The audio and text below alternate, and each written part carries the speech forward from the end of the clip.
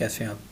उम्मीद करता हूँ आप लोग बिल्कुल ठीक होंगे। और हमने डेटाबेस के 2 लेक्चर कर लिए थे। तो हमने अपने पिछले लेक्चर में देखा था कि किस तरीके से हम लोग डेटाबेस के साथ कनेक्टिविटी करते हैं, और ये भी हमने देखा था कि किस तरीके से हम लोग MySQL के साथ कनेक्टिविटी करते हैं। ठीक है, यहाँ पे मैंने लिखा था कि इस तरीके से हम लोग MySQL के साथ कनेक्टिविटी करते हैं। अगर हम लोग लास्ट पैरामीटर में डेटाबेस का नाम दे देंगे और यहाँ पे डेटाबेस का वेरिएबल डिफाइन कर देंगे, ठीक है, और डेटाबेस का नाम दे देंगे, तो यहाँ पे हम लोग पर्टिकुलर डेटाबेस के साथ कनेक्ट हो जाएंगे। ठीक है, उसके बाद हमने नीचे देखा था कि फॉर एग्ज़ाम्पल हमने यहाँ से डेटाबेस का नाम काट दिया था और हमने इस तरीके से MySQL से के साथ जस्ट कनेक्शन की थी। उसके बाद हम नीचे आए थे और यहाँ पे हम लोगों ने एक डेटाबेस बनाया था और डेटाबेस के साथ हमने कंडीशन लगा दी थी कि एक दफ़ा अगर वो ये क्यूरी चल जाए तो डेटाबेस बन जाएगा, और जब एक दफ़ा डेटाबेस बन जाएगा तो दूसरी जब हम ये क्यूरी चलाएंगे तो ये हमें एरर देगा। ठीक है, तो इसलिए हम लोगों ने इसके साथ इफ़ नॉट एग्जिस्ट का लगा दिया था, क्योंकि ये क्यूरी फिर एक ही दफ़ा चलेगी। ठीक है, एक ही दफ़ा वो, वैसे क्यूरी तो मल्टीपल टाइम चलेगी, पर ये होगा कि डेटाबेस वो एक ही दफ़ा क्रिएट करेगी। ठीक है, तो जैसे ही ये क्यूरी रन होगी तो एक ही दफ़ा डेटाबेस क्रिएट होगा, और उसके बाद जब ये रन होगा क्यूरी, तो ज़्यादा डेटाबेसेस वो क्रिएट नहीं होंगे, ना ही वो एरर जनरेट करेगा। ठीक है, बहरहाल क्यूरी एग्जीक्यूट होगी और उससे ट्रू हमें मिलेगा, क्योंकि जब भी आप कोई क्यूरी रन करते हैं तो उसकी कोई ना कोई आपको वैल्यू मिलती है, या फाल्स मिलता है आपको, या ट्रू आप लोगों को मिलता है। ठीक है, तो इस तरीके से हम लोगों ने ये लेक्चर 2 में सारी चीज़ें देखी थी। और मैंने एक असाइनमेंट आप लोगों को दे दिया था कि डेटाबेस से आप एक बनाएं ऊपर वाला कोड इस्तेमाल करके, और उसके साथ आप लोग 2 सिंपल टेबल्स भी बना लें। ठीक है, मैं उम्मीद करता हूं कि आप लोगों ने टेबल्स भी बना लिए होंगे। और बहरहाल टेबल में कुछ ऐसी चीज़ें हैं जो डिस्कस करना लाजमी है, क्योंकि हम लोग PHP कोर्स के साथ ही MySQL का कोर्स कर रहे हैं, तो बहुत ही लिमिटेड चीज़ें मैं इस कोर्स में कवर कर रहा हूँ। इस कोर्स में क्या मतलब, जब आप MySQL को PHP के साथ, जब आप डेटाबेस को PHP के साथ कवर कर रहे होते हैं, तो जो मोस्टली नीडेड चीज़ें होती हैं PHP के साथ इस्तेमाल हो रही होती हैं, जो रोज़ाना के तौर पे इस्तेमाल हो रही होती हैं, तो आप उन लोगों को, उन चीज़ों को कवर कर रहे होते हैं। ठीक है, वैसे तो एक पूरा सब्जेक्ट है डेटाबेसेस का, तो उसमें बहुत चीज़ें आ जाती हैं। फॉर एग्जांपल डेटाबेस के अपने फंक्शंस आ जाते हैं, डेटाबेस के फ़िल्टर्स आ जाते हैं, डेटाबेस के डेटा टाइप्स आ जाते हैं, डेटाबेस के ऐसा समझेंगे कॉम्प्लेक्स क्यूरीज आ जाते हैं, नेस्टेड क्यूरीज आ जाते हैं, तो मल्टीपल चीज़ें हैं। मैं आप लोगों को रिकमेंड करूँगा कि डेटाबेस का ऊपर मैं रेफरेंस दे दूँगा ट्यूटोरियल्स का, तो कोशिश करें कि जो मैं लेक्चर यहाँ पे पढ़ा रहा हूँ वो आप उस रेफरेंस में भी जाके उसको देख लें सही तरीके से, और उससे रिलेटेड जो भी चीज़ें हैं उनको भी आप लोग देख लें और उनको प्रैक्टिस कर लें। ठीक है, ताकि इससे ये होगा कि हमारा टाइम भी बचेगा और आप लोगों को भी लर्निंग हो जाएगी। और फिर अगर आप लोगों को वहाँ पे कोई मसला आ रहा हो, फेस करना पड़ रहा हो, तो आप मुझे अप्रोच कर सकते हैं, फिर मैं आप उस टॉपिक पे जंप लगा सकता हूँ और फिर वो मैं टॉपिक कवर आप लोगों को करवा सकता हूँ। ठीक है, तो मैं यहाँ पे एक नया फाइल बना लेता हूँ। नए फाइल में मैं क्योंकि हमारा ये तीसरा लेक्चर है DB का, तो DB लेक्चर और 3.php के साथ मैं ये लेक्चर बना लेता हूँ, और मैं यहाँ पे PHP स्टार्ट कर लेता हूँ और PHP में ऐड कर लेता हूँ। ठीक है, क्योंकि MySQL हम लोग PHP में कवर कर रहे हैं, तो PHP ऑन करना लाजमी है, ज़ाहिरी बात है, क्योंकि हर कमांड हम जो एग्जीक्यूट कर रहे होते हैं वो PHP के अंदर एग्जीक्यूट कर रहे होते हैं। अगर आप PHP के बाहर लगा देंगे तो वो एग्जीक्यूट नहीं होगा। हाँ, बहरहाल जब आप डेटाबेस में जाएंगे, फॉर एग्जांपल आपने PHP माई एडमिन लिख लिया, और मैं लिख लेता हूँ यहाँ पे लोकल होस्ट PHP माई एडमिन, इस तरीके से मैंने अगर लिख लिया, तो बहरहाल इसमें जाके आप लोग वो क्यूरी चला सकते हैं विदाउट PHP के, तो वो काम करने लग जाएगा। ठीक है, तो PHP के बगैर यहाँ पे अगर आप फाइल में बनाएंगे तो वो काम नहीं करेगा। ठीक है, तो मैं यहाँ पे कुछ कमेंट्स लिख लेता हूँ। कमेंट्स एज़ यूजुअल जैसे हम लोग लिख रहे होते हैं, तो डेटाबेस में रेफरेंस में लिख लेता हूँ, references need to B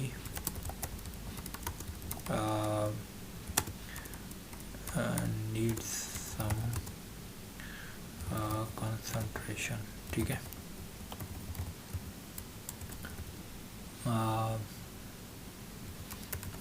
there are a few database references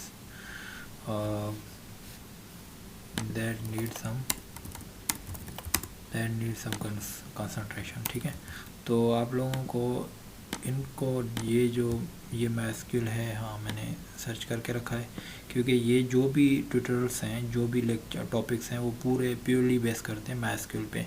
ठीक है, और जो हम लोग पढ़ रहे होंगे तो ये बहुत लिमिटेड टॉपिक हैं जो PHP में मोस्टली यूज़ होते हैं, तो हम लोग इनको कवर कर रहे होंगे। ठीक है, मैं ये चीज़ें कवर कर रहा हूँ और इससे कुछ और चीज़ें भी हट के कवर कर रहा हूँ, लेकिन इसकी जो इनहांस्ड वर्जन है, जो ज़्यादा टॉपिक्स हैं, जो डेप्थ में चीज़ें कवर हैं, वो इस ट्यूटोरियल्स में है। ठीक है, तो अब मैं अगर इसको कवर करने लग जाऊँगा तो बहुत ज़्यादा टाइम लग जाएगा, क्योंकि एक एक फंक्शन है, यहाँ पे एक एक फंक्शन है, और एक एक फंक्शन को अगर कवर करने लग जाऊँ तो काफ़ी ज़्यादा टाइम लग जाएगा। मैं कोशिश करूँगा यहाँ से मोस्ट ऑफ द चीज़ें जो भी हैं वो उनको कवर कर लूँ, लेकिन फिर भी मुझे लगता है कि कुछ ना कुछ चीज़ें मिस आउट हो जाएंगी। ठीक है, तो मैं आप लोगों को रिकमेंड करूँगा कि कोशिश करें जो मैं लेक्चर जहाँ पे पढ़ा रहा होता हूँ, तो उससे रिलेटेड जो भी चीज़ें हैं वो आप लोग खुद कवर कर लीजिएगा। अगर आप लोगों को वहाँ पर कोई मसला आ रहा हो तो एटलीस्ट आप मुझे बता दीजिएगा, तो मैं फिर उस टॉपिक पे कोई ना कोई वीडियो बना के यहाँ पे पोस्ट कर दिया करूँगा। ठीक है, तो मैं यहाँ पे रेफरेंस ऐड कर देता हूँ, और उसके साथ काफ़ी और जगहों पे वो ये रेफरेंसेस आपको मिल जाएंगे। आप लोगों को क्या करना है, सर्च MySQL ट्यूटोरियल्स लिख के सर्च करना है। मैं सर्च कर लेता हूँ। ठीक है, मैं आप लोगों को सर्च करके दिखा देता हूँ कि कौन कौन से वेबसाइट पे आप लोग देख सकते हैं इसको। MySQL ट्यूटोरियल्स फॉर बिगनर्स लिखा हुआ है यहाँ पे, तो मैं ये वीडियो भी है वैसे, लेकिन मैं रिकमेंड इसलिए नहीं करूँगा क्योंकि वीडियो तो मैं खुद ही बना सकता हूँ, और बहरहाल उसमें थोड़ा ज़्यादा टाइम कंज्यूम होगा आप लोगों का, तो इसलिए मैं आप लोगों को बता रहा हूँ कि आप लोग कोशिश करें कि जो रिटन फॉर्म में चीज़ें होती हैं तो उनको देख लें। आप लोगों की मर्ज़ी है, बहरहाल आप वीडियो पे भी जा सकते हैं। तो ये है MySQL ट्यूटोरियल, और इसमें देखें काफ़ी टॉपिक्स कवर्ड हैं और डीपली कवर्ड हैं, फंक्शंस कवर्ड हैं डीपली। ये सारे राइट हैंड साइड पे देखें, राइट हैंड साइड पे सारे जो भी टॉपिक्स हैं वो कवर हैं, फंक्शंस हैं, और MySQL बेसिक्स के PDF अवेलेबल हैं। ठीक है, उसके बाद ये जावा टी पॉइंट है। ठीक है, जहाँ पे हैं काफ़ी ज़्यादा चीज़ें हैं, ये सारे जो भी फंक्शन हैं ये MySQL से रिलेटेड हैं। ज्वाइन है, एग्रीगेट फंक्शन है, डिफरेंसेस हैं, इंटरव्यू क्वेश्चंस हैं। तो इन चीज़ों को आप लोगों ने ज़रूर देखना है। ठीक है, तो मैं सारे रेफरेंसेस ही ऐड कर लेता हूँ एक दफ़ा, ताकि आप लोगों को देखने में आसानी हो। ठीक है, तो मैंने ये भी कर लिया, ये भी ऐड कर लिया, लेकिन मैं अगेन कह रहा हूँ कि अगर इन टॉपिक्स में से आप लोगों को कभी भी कोई भी मुश्किल हो तो आप मुझे अप्रोच करें। आप मुझे वीडियो में भले कमेंट कर दें, या आप भले फेसबुक के ग्रुप में बता दें, या आप भले मुझे मैसेज कर सकते हैं फेसबुक पे कि सर इस टॉपिक में मसला आ रहा है, इस टॉपिक को आप प्रैक्टिस करवा दें किसी भी वीडियो में। तब तो मैं क्या करूँगा कि उस टॉपिक से रिलेटेड जो भी अप्रोच होगी, बहुत सिंपल अप्रोच में यूज़ करके उस टॉपिक पे मैं एक वीडियो बना दूँगा। ठीक है, तो फॉर एग्ज़ाम्पल अगर हम लोग उस MySQL के अप्रोच को लेके हम लोगों ने वीडियो बनाना, फॉर एग्ज़ाम्पल मैंने स्टार्ट कर दिया, तो एटलीस्ट 60 से 70 वीडियोज़ और बनेगी। तो मैं नहीं चाहता कि 60-70 वीडियोज़ पे हम लोग जाएँ। मैं चाहूँगा कि जो मोस्टली यूज़ होते हैं हमारे PHP में, जो चीज़ मोस्टली बहुत ज़्यादा यूज़ हो रहे होते हैं, तो मैं कोशिश करूँगा उन पे ही कंसंट्रेशन दूँ, और उसके साथ ही फिर हम लोग 10-12 दिनों में, ताकि हम लोग इसको MySQL को कवर अप करके PHP के साथ, और फिर हम लोग एक प्रोजेक्ट पे जाएं। और मैं आप लोगों को फिर ये रिकमेंड करूँगा कि फिर जब हम एडवांस पे आएंगे तो फिर हम लोग बाकी चीज़ों को भी स्टेप बाय स्टेप सीखेंगे। लेकिन मैं हमेशा अवेलेबल हूँ, मैंने ग्रुप भी बना दिया है फेसबुक का, और फेसबुक पे आप आएँ, क्वेश्चन पूछें, ग्रुप में पूछें, मुझे मैसेज करके पूछें, व्हाट्सएप पे पूछ सकते हैं। ठीक है, तो मैं हमेशा अवेलेबल हूँगा और आप लोगों को आंसर भी दूँगा। अगर आप लोगों को इस तरीके से आंसर में समझ नहीं आया तो मैं वीडियो बना के आप लोगों को समझा दूँगा। ठीक है, तो हम लोग चलते हैं कि आज के टॉपिक की तरफ। आज का टॉपिक है कि हम लोग किस तरीके से एक टेबल क्रिएट करते हैं PHP के थ्रू। ठीक है, how to create a table in database with the help of PHP। ठीक है, PHP एंड MySQL। ठीक है, ज़ाहिर बात है MySQL का क्यूरी होगा और PHP की कमांड होगी। आप लोगों को पता है PHP में हम कोड लिख रहे हैं, तो PHP की हेल्प की वजह से ही हम लोग ये टेबल क्रिएट कर पाएंगे। ठीक है। तो मैं सिंपली क्या करूँगा, सिंपली जो मैंने अब आप लोगों को एक चीज़ और जहन में रखनी है कि for creating any table in any database, आप लोगों को किसी भी, जब आप डेटाबेस में कोई टेबल बना रहे होंगे तो सबसे पहले आप लोगों को ये बात जहन नशीन करनी पड़ेगी। सबसे पहले आप लोगों को एक कनेक्शन करना पड़ेगा, ठीक है। फॉर एग्ज़ाम्पल अगर आप लोगों ने कनेक्शन स्टेबल नहीं किया MySQL के साथ, जो आपका डेटाबेस है, जो भी सॉफ्टवेयर आप लोग यूज़ कर रहे होते हैं, तो उसका एक तरीक़ेकार होता है कनेक्ट करने का। जैसे मैंने पिछले लेक्चर में MySQL कनेक्ट यूज़ किया था, इस तरीके से पहले आप कनेक्ट करेंगे डेटाबेस, फिर उसमें आप कोई डेटाबेस बना सकते हैं, ठीक है। या फिर आप उसमें क्या बना सकते हैं, फिर आप उसमें कोई टेबल बना सकते हैं, ठीक है। और टेबल फॉर एग्ज़ाम्पल आपने जस्ट टेबल कनेक्ट करके जस्ट टेबल बना दिया, तो वो टेबल कहाँ पे बनाएगा?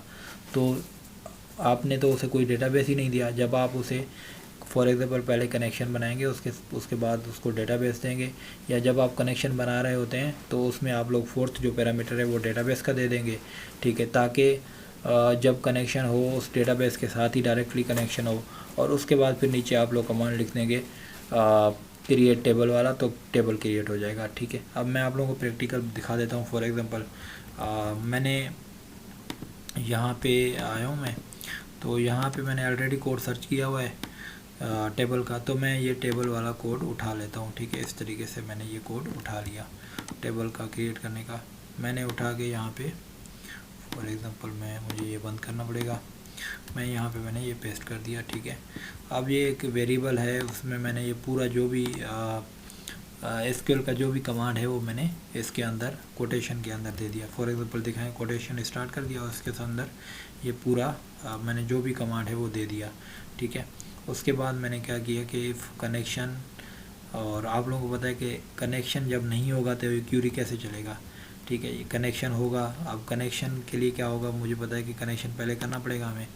तो फॉर एग्ज़ाम्पल ये मैंने कनेक्शन उठा लिया, मैंने इस कनेक्शन को यहाँ पे रख दिया, ठीक है। और उसके बाद मुझे क्या करना पड़ेगा, मैं इसको इस तरीके से कह रहा हूँ कि इस तरीके से आप लोग कर दो, चेक कनेक्शन कर दो, ठीक है। और चेक कनेक्शन के बाद आप लोग ये SQL चला दो, ठीक है। SQL में ये मैंने क्यूरी रखी और फिर मैंने कनेक्शन में ये क्यूरी चलाने का सोचा कि इस तरीके से मैं क्यूरी को चला दूँ, ठीक है। अब मैं कहता हूँ कि आप इस तरीके से टाइम को भी हटा दो, ठीक है, टाइम को भी आप लोग हटा दो। जस्ट आप लोग ये कुछ चीज़ें आप लोग ऐड करवा दो, ठीक, क्योंकि ये एक अलग कंसर्न है, मैं इसको आप लोगों को बाद में कवर करवा दूंगा। क्योंकि इस तरीके से अगर आप लोगों ने फिर आप लोगों ने परेशान हो जाना है, तो इस वजह से इसको मैं अभी काट देता हूँ, ठीक है। तो इस तरीके से ये हमारा क्यूरी है। अब क्यूरी में या कोई स्टेटमेंट है या कोई कमांड है, अब इसमें क्या क्या चीज़ें हैं। फॉर एग्ज़ाम्पल मैं इस पर देखना चाह रहा हूँ कि यहाँ पे सिंपली लिखा हुआ है क्रिएट टेबल माई गेस्ट के नाम से क्रिएट टेबल कर दो और उसमें आईडी दे दो। आईडी क्या है, कॉलम का नेम है और उसका डेटा टाइप क्या है। पहले हमेशा आईडी आपको देनी पड़ेगी। मैं यहाँ पे स्ट्रक्चर देख लेता हूँ, ठीक है। यहाँ पे मैं लिख लेता हूँ इस तरीके से, मैं यहाँ पे स्ट्रक्चर लिख लेता हूँ, स्ट्रक्चर RUCTURE, इस तरीके से आई होप लिखते हैं। Structure of creating a column A table in MySQL in database, ठीक है।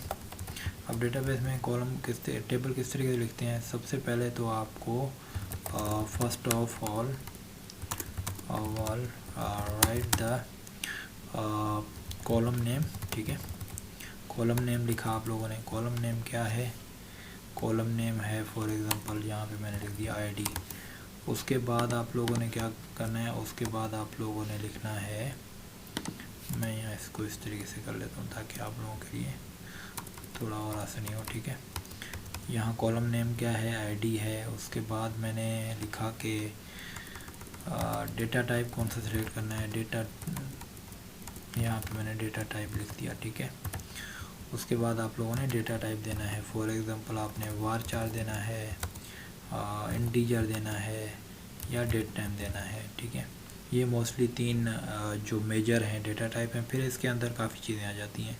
सॉरी, एक स्ट्रिंग है, एक इंटीजर है, और मैं स्ट्रिंग ही लिख लेता हूँ। स्ट्रिंग है या इंटीजर है या डेटा टाइप है, ठीक है।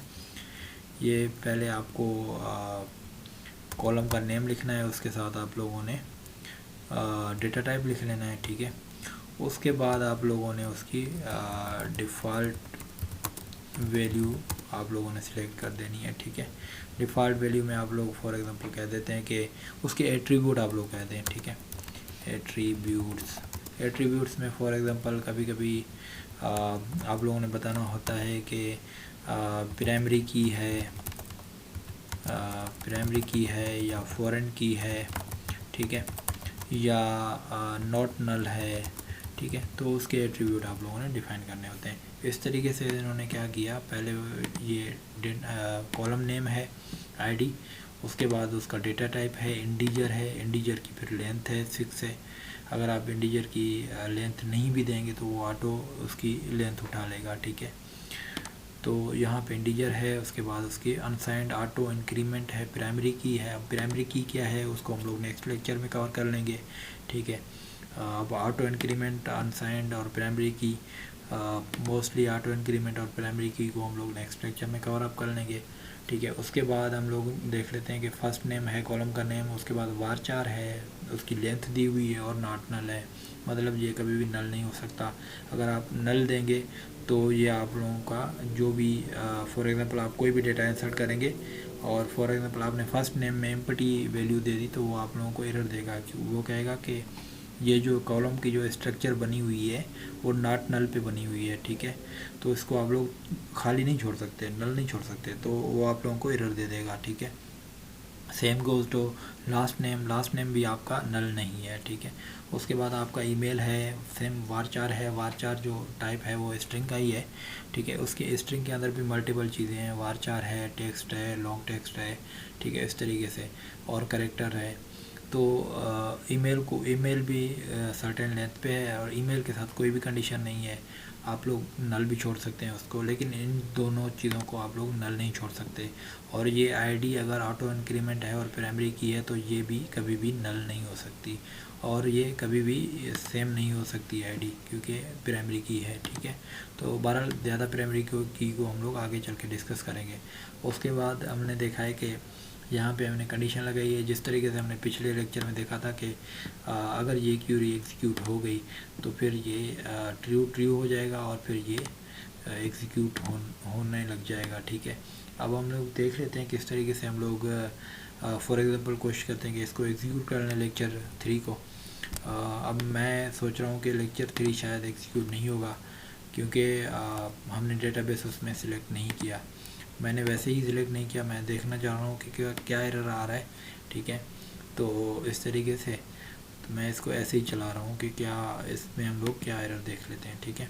मैंने यहाँ पे लेक्चर 3 कर दिया। अब मैं इसको रिफ्रेश कर लिया। अब मुझे कह रहा है कि undefined variable server name lecture number sorry line number 16, undefined variable user name, और ये हमने यहाँ पे नहीं दिए। मैं इनको कॉपी कर लेता हूँ। फॉर एग्जांपल मैंने इनको कॉपी कर लिया, ठीक है, और मैंने कॉपी करके इनको यहाँ पे रख दिया। अब मैं फिर से इसको चलाने जा रहा हूँ कि किस तरीके से हम इसको चला सकते हैं। मैंने इसको चला लिया। अब मुझे कह रहा है कि नो डेटाबेस सिलेक्टेड।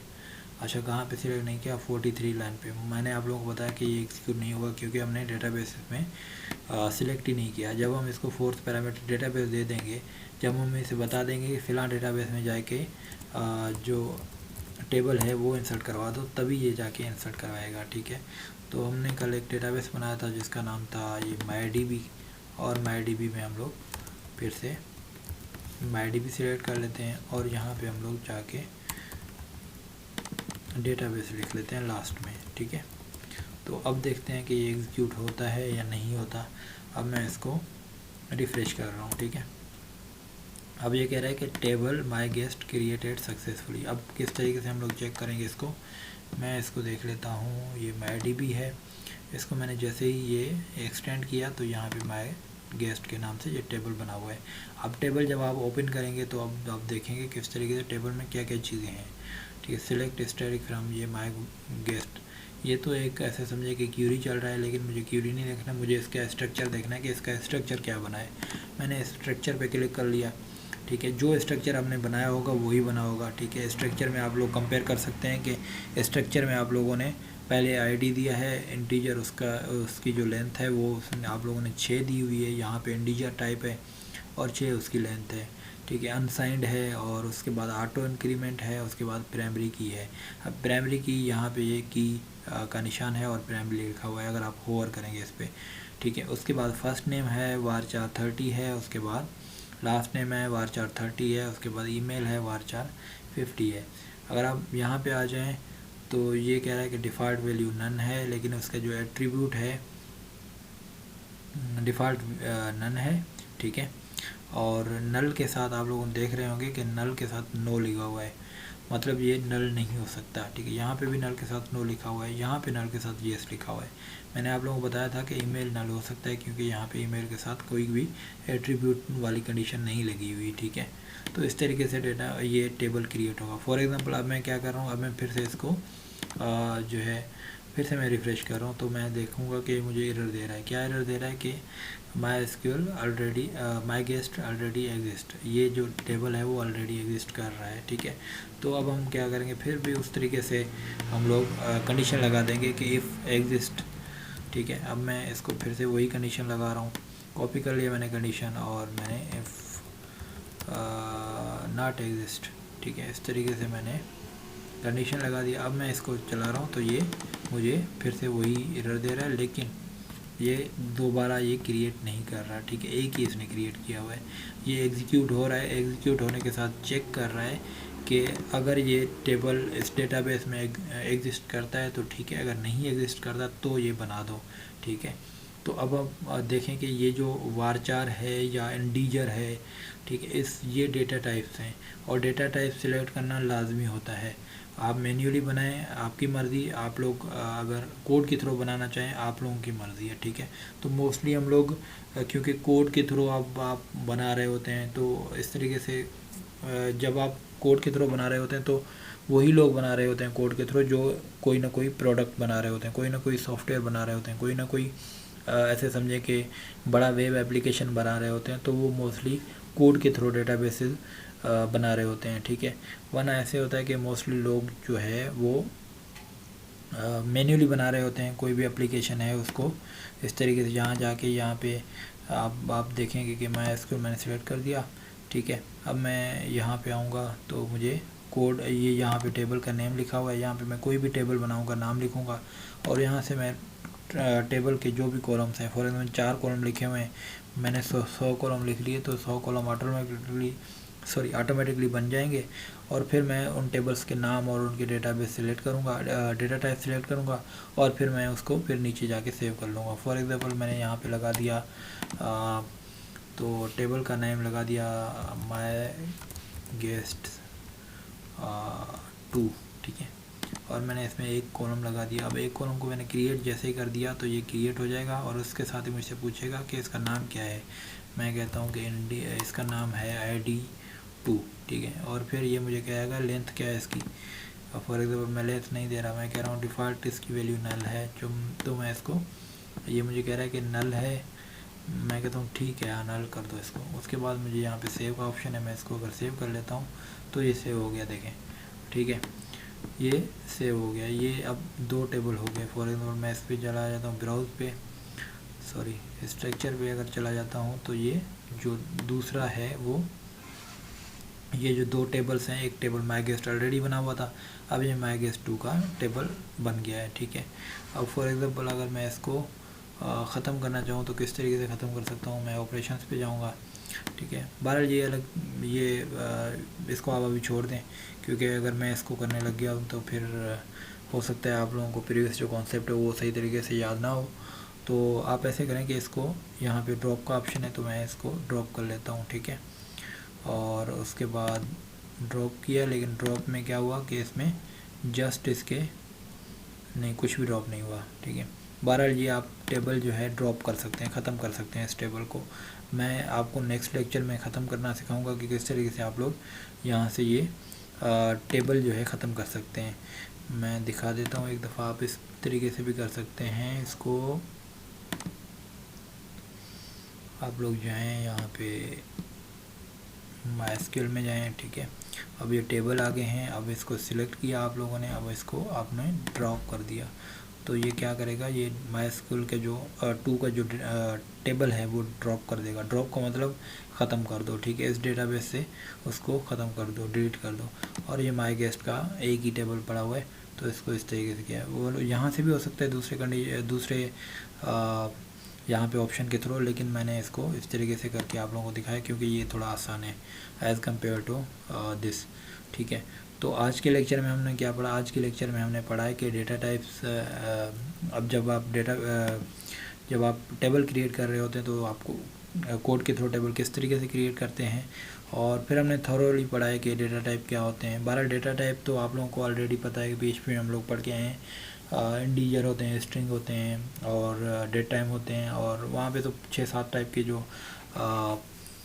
जो हमारे डेटा टाइप्स थे। अब यहाँ पे 3 जो मेजर डेटा टाइप्स हैं, एक तो स्ट्रिंग है, दूसरा आपका इंटीजर है, तीसरा आपका डेट टाइम है। तो यहाँ पे ये डेटा टाइप्स देना लाजमी है। अब डेटा टाइप्स क्या होते हैं वो आप लोगों को डिटेल में जाके, आप लोगों को मैंने रेफरेंस दे दिया, आप उसको जाके डिटेल में पढ़ लें, ठीक है। और उसको आप डिटेल में पढ़ लेंगे तो आप लोगों को आसानी से चीज़ें समझ आना शुरू हो जाएंगी। तो अब हम इस लेक्चर को यहाँ पे एंड करते हैं। अगर इस लेक्चर में आप लोगों को कोई क्वेश्चन है तो आप पूछ सकते हैं। मैंने आप लोगों को मैन्युअली भी टेबल क्रिएट करना सिखा दिया डेटाबेस में, और मैंने आप लोगों को कोड के थ्रू भी डेटाबेस में टेबल क्रिएट करना सिखा दिया, ठीक है। तो कल इंशाल्लाह हम लोग मूव करेंगे क्यूरीज पे। अब कल हम क्या करेंगे, कोई ना कोई कोड लिखेंगे और फिर हम उस कोड को कोई भी डेटाबेस हम लोग सिलेक्ट करेंगे और उस डेटाबेस में हम लोग एक टेबल बनाएंगे। ऑलरेडी टेबल बना हुआ है हमारा, तो हम लोग इस टेबल के थ्रू ही एक फॉर एग्ज़ाम्पल हम लोग इस तरीके से कर सकते हैं कि एक फॉर्म बनाएं और उस फॉर्म के थ्रू हम लोग इसी कॉलम में और इसी डेटाबेस में इस डेटाबेस को सिलेक्ट करेंगे सबसे पहले, और फिर हम क्या करेंगे कि इस डेटाबेस का जो टेबल है इसमें हम लोग डेटा इंसर्ट करना सीखेंगे, ठीक है। तो कल हम इंसर्शन पे काम करेंगे। अगर आप लोगों को टाइम हो तो आप लोग जो मैंने रेफरेंसेस आप लोगों को दिए हुए हैं डेटाबेस के बारे में वो आप लोग देख लीजिएगा, ठीक है। तो उसमें जो आप लोगों को देखना है मैंने पहले बता दिया था कि मैं खुद बताऊंगा कि आप लोग कौन कौन से इस रेफरेंसेस में जाके, ज़ाहिर बात है एक बंदा फुल रेफरेंस को तो पढ़ नहीं सकता सही तरीके से। तो जब मैं आप लोगों को रिकमेंड करूँगी ये चीज़ें आप लोग जाके रेफरेंसेस में देख लें, तो आप वो टॉपिक्स रेफरेंसेस में जस्ट पढ़ लीजिएगा, ठीक है, ताकि आप लोगों को चीज़ें आसानी से समझ में आना शुरू हो जाए। मैं असाइनमेंट लिख लेता हूँ, ठीक है। Please read data types and primary secondary keys. मैं लिख लेता हूँ कुछ टॉपिक्स, ठीक है। Please read data types, primary secondary keys, data table attributes from above given references as we can understand next lectures properly, ठीक है। तो ये आप लोगों की असाइनमेंट है। आप लोगों ने एक तो डेटा टाइप्स को पढ़ना है, ठीक है, और उसके बाद प्राइमरी सेकेंडरी कीज़ को पढ़ना है। उसके बाद टेबल की जो एट्रीब्यूट्स होती हैं, फॉर एग्जांपल डिफ़ॉल्ट एट्रीब्यूट्स, नल हो गया, नॉट नल हो गया, ठीक है, या कुछ और चीज़ें हैं, फॉर एग्जांपल उसकी डिफ़ॉल्ट वैल्यू क्या है, ठीक है। और ये चीज़ें जो है और भी काफ़ी चीज़ें हैं मेरे ज़हन में नहीं आ रही, बहरहाल आप लोगों को वो चीज़ें देखनी है, ठीक है। तो इस लेक्चर को हम लोग यहाँ पे वाइंड अप करते हैं। इंशाल्लाह हम लोग 4th जो लेक्चर हमारा होगा उसमें हम लोग डेटा इंसर्ट करना सीखें, किस तरीके से हम लोग किसी भी डेटाबेस को सिलेक्ट करके उसके फिर टेबल में हम लोग डेटा किस तरीके से इंसर्ट करते हैं थ्रू PHP फॉर्म्स, ठीक है। अब PHP का फॉर्म जैसे हम लोग सबमिट करेंगे तो हमारा डेटाबेस जो है पीछे से PHP की तरह जो फॉर्म की प्रोसेसिंग होगी और उसके बाद डेटा जाके हमारे डेटाबेस में इंसर्ट होगा और फिर हमारा फॉर्म फिर से क्लियर हो जाएगा, ठीक है। और हम फिर दूसरे किसी कॉलम की डेटा ऐड करेंगे, फिर तीसरे किसी कॉलम की डेटा ऐड करेंगे। इस तरीके से स्टेप बाय स्टेप हम लोग कुछ रिकॉर्ड्स मेंटेन करेंगे, ठीक है। तो कल हम इंसर्शन पे काम करेंगे। अपना ख्याल रखिएगा और इंशाल्लाह ये चीज़ें पढ़ लीजिएगा। तो कल लेक्चर नंबर 4 में मिलते हैं। अपना ख्याल रखिएगा। अल्लाह हाफिज़। Thank you very much.